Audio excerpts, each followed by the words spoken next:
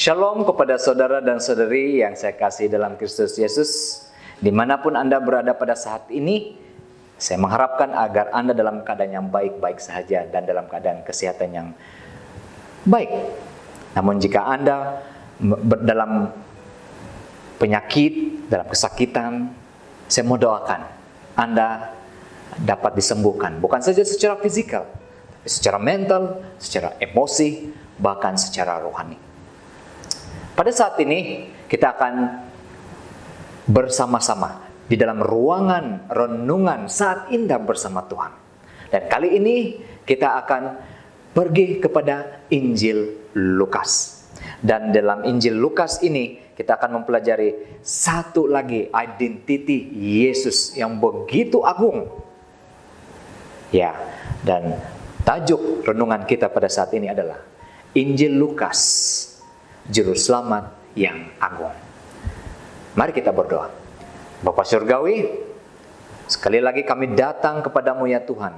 Berulang kali kami memohon pimpinan daripada Tuhan, dan kami tidak pernah jemu untuk memintanya daripadamu Tuhan. Oleh karena Engkau berjanji apabila kami meminta, Engkau akan memberikan kepada kami.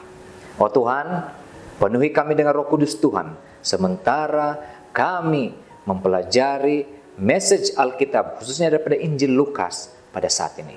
Dalam nama Yesus kami sudah berdoa. Amin. Ya, saudara dan saudari, pada saat ini mari kita membukakan Alkitab kita di dalam Injil Lukas. Dan sementara kita membukakan Injil Lukas, kita sudah sedia maklum bahwa identiti Yesus di Injil Matius adalah berkenaan tentang dirinya sebagai seorang raja yang dinanti-nantikan. Seorang raja yang telah diurapi, yang telah dinubuatkan sejak daripada perjanjian lama. Dia, yaitu Yesus Kristus, raja yang dinanti-nantikan, membawakan kerajaan surga, kerajaan Tuhan itu untuk dipulihkan semula di dunia ini. Maka dengan itu dia memanggil Anda dan saya untuk menyatakan message ini, bahwa keinginan Tuhan untuk memulihkan semula kerajaan Tuhan di dunia ini, dan juga memulihkan image, rupa gambar Tuhan dalam diri manusia itu kepada semua orang. Kita dipanggil oleh Tuhan, sementara kita menjadi pengikut-pengikutnya yang setia. Kita ada amanah untuk dilakukan, menyatakan message ini kepada orang lain. Di samping kita akan menjadikan mereka semua sebagai murid Yesus. Begitu juga di dalam Injil Matius kita dapat melihat bahwa raja yang diurapi ini, Raja Agung Yesus Kristus, akan sentiasa bersama dengan kita dimanapun kita pergi, dimanapun kita berada. Khusus apabila kita melakukan tugas kita sebagai murid-muridnya. Di dalam Injil Markus pula, kita dapat melihat bahwa Yesus adalah hamba yang menderita. Dan hamba yang menderita ini membawa kerajaan Tuhan itu ke dunia ini. Dan untuk menjadi sebahagian daripada kerajaan Tuhan ini, menjadi waris kerajaan Tuhan ini, menjadi warga negara kepada kerajaan Tuhan ini, hamba yang menderita ini, yaitu Yesus Kristus, memanggil kepada pertobatan yang sejati. Dan untuk itu, apabila kita sudah melalui pengalaman pertobatan yang sejati, kita dipanggil untuk bekerja baginya, untuk membawa orang-orang di luar sana menjadi murid-muridnya, dan seterusnya menjadi waris kerajaan Tuhan itu yang dibawakan oleh hamba yang menderita ini. Dan untuk menjadi setia kepada hamba yang menderita ini, Yesus Kristus, kita dipanggil juga untuk rendah hati seperti hamba yang menderita ini, Yesus Kristus, untuk merendahkan hatinya, untuk rela melayani. Di dalam Injil Lukas pula kita dapat melihat bahwa Injil ini ditulis oleh seorang yang bernama Lukas, dan ditujukan kepada nama yang unik ini, Theophilus. Mungkin dia adalah seorang yang terhormat apabila Lukas memanggil dia, menggelarnya sebagai seorang yang terhormat. Khususnya di dalam Lukas pasal yang pertama, ayat pertama sehingga ayat keempat. Dan kalau kita perhatikan pula di buku Kisah Para Rasul, kita lihat bagaimana penulis, dan saya percaya penulis yang sama, yang menuliskan Injil Lukas, bagaimana dia menggelar Theophilus itu sebagai seorang yang terhormat, sebagai seorang yang termulia. Buku Lukas ataupun Injil Lukas dan kitab Kisah Para Rasul ini penulisnya adalah sama, dan tulisan-tulisan ini ditujukan kepada orang yang sama, yaitu Theophilus.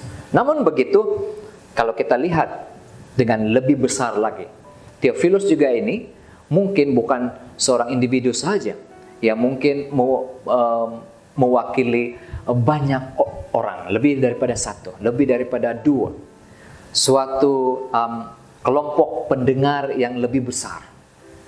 Dan kalau kita lihat nama Theophilus itu sendiri boleh ditakribkan sebagai dalam bahasa ataupun dalam kata Greek, dalam perkataan bahasa Greek, yaitu orang-orang yang mengasihi Tuhan atau mereka yang dikasihi Tuhan.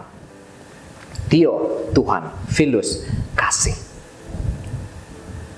Nah, saudara dan saudari yang saya kasih dalam Kristus Yesus, melihat daripada latar belakang ini, kita tahu bahwa Injil Lukas ini mempunyai suatu tujuan yang begitu jelas, di mana ia, kalau kita lihat di dalam sejarah penceritaannya, ditujukan kepada orang-orang, khususnya mereka yang datang daripada golongan bukan Yahudi yang menjadi Kristen atau yang menjadi pengikut Kristus.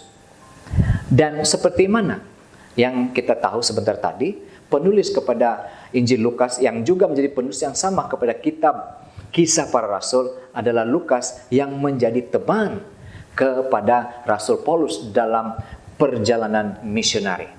Dan kita tahu perjalanan misionari Rasul Paulus ini fokusnya kepada mereka yang bukan Yahudi, Gentile. Dan penulis Injil Lukas ini, dia berjalan bersama-sama dengan Rasul Paulus, dan pastinya mereka yang dijumpai oleh mereka berdua ini adalah orang-orang daripada golongan bukan Yahudi. Ya, saudara dan saudari yang saya kasih dalam Kristus Yesus, tujuan daripada Injil Lukas ini dituliskan memang dari semula ditujukan kepada mereka yang bukan Yahudi.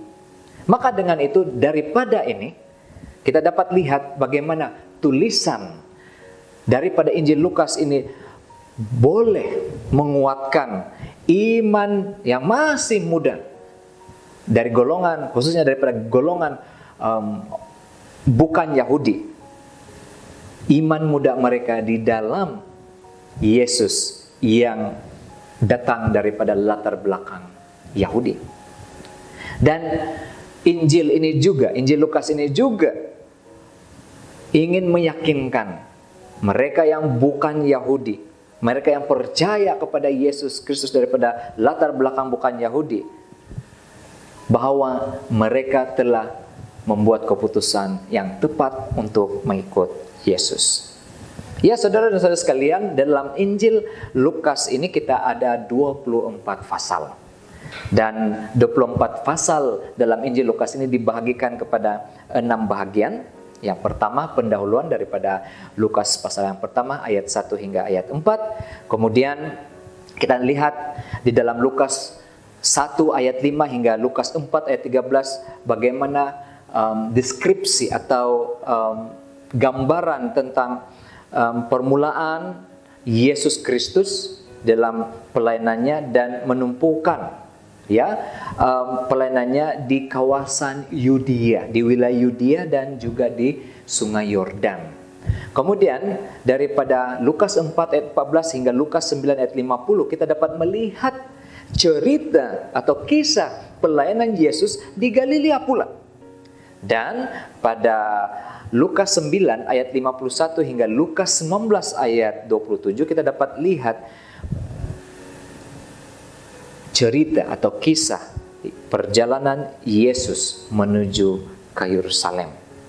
Dan di dalam Lukas pasal 19 ayat 28 hingga Lukas 21 ayat 38, di sana kita dapat melihat satu naratif tentang pelayanan Yesus di dalam dan berhampiran dengan Yerusalem.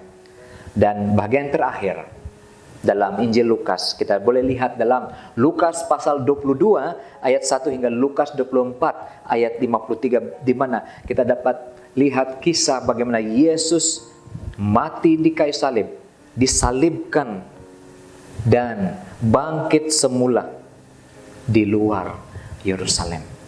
Oh, saudara dan saudara sekalian, kalau kita dapat lihat ini dalam bentuk bahagian, kita lihat Lukas atau Injil Lukas ini tidaklah begitu panjang untuk dibacakan. Anda boleh membaca ini berulang kali, dan melalui renungan ini, dalam ruangan renungan saat indah bersama Tuhan, saya ingin mengajak saudara-saudara sekalian untuk membacakan Injil Lukas ini berulang kali, seperti mana membaca Injil Markus dan Injil Matius dan juga kitab-kitab yang lain.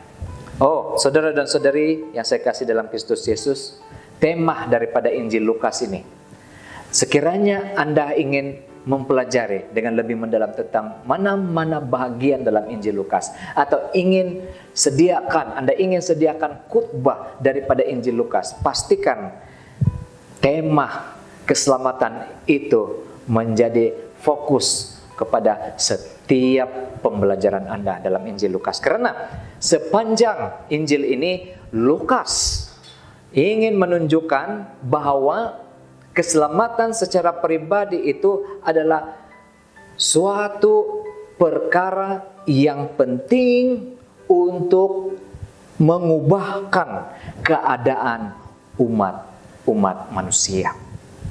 Dan untuk itu, ya saudara-saudara sekalian, oleh karena tema di sepanjang Injil Lukas ini adalah keselamatan, kita dapat lihat bahwa ada satu perkataan yang sering kali diulang dan ulang, dan lebih banyak diulangkan di Injil Lukas berbanding Injil sinoptik yang lain di Matius dan juga di Markus. Di Injil Lukas, perkataan Greek atau perkataan Yunani sozo sangat dominan, dan perkataan sozo ini bermaksud menyembuhkan dan menyelamatkan. Dan setiap kali Yesus Kristus sebagai juru selamat yang agung itu melakukan sozo, dia bukan sahaja menyembuhkan tetapi menyelamatkan orang yang dia layani. Wah, Yesus tertarik kepada seluruh aspek kehidupan manusia. Dia bukan sahaja tertarik kepada fisikal keperluan fisikal manusia, tetapi keseluruhan secara mental, secara emosi, secara rohani maupun secara sosial. Itulah sebabnya Yesus sebagai juru selamat yang agung itu bertindak melakukan sozo ini, menyembuh dan menyelamatkan. Dan apakah respon kita kepada tindakan Yesus yang sozo ini, tindakan Yesus yang menyembuh dan menyelamatkan dalam masa yang sama? Ya harus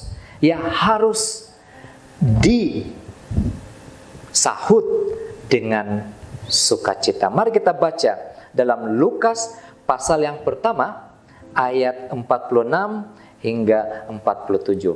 Lukas pasal yang pertama ayat 46 hingga ayat 47. Wah, ini kata-kata daripada Maria, ibu kepada Yesus Kristus di dunia ini. Dikatakan, jiwaku memuliakan Tuhan dan hatiku bergembira karena Allah juru selamatku. Sebab ia telah memperhatikan kerendahan hambanya. Sesungguhnya mulai dari sekarang segala keturunan akan menyebut aku berbahagia. Lukas pasal 1 ayat 46 hingga ayat 48. Apakah respon Maria sebentar tadi? Luar biasa. Dia berbahagia, dia bersuka cita oleh karena Tuhan adalah keselamatannya.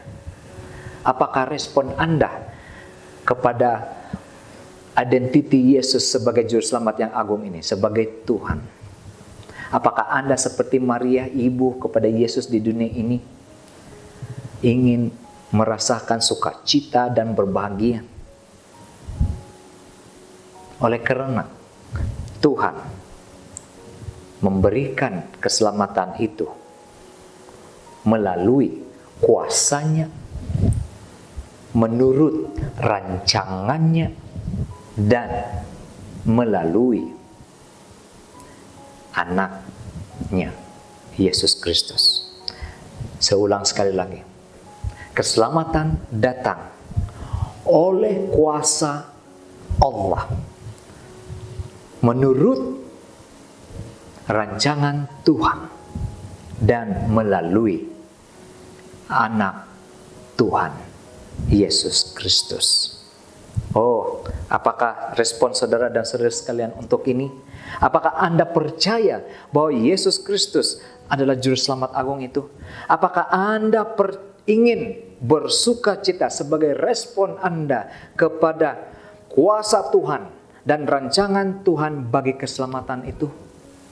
Dan adakah Anda ingin dengan rendah hati merendahkan diri Anda untuk dipimpin oleh Roh Kudus Tuhan, melaksanakan komitmen Anda hari ini untuk menyatakan Injil, kebenaran yang indah ini tentang juru selamat yang agung itu, yang menginginkan kesembuhan dan keselamatan semua orang?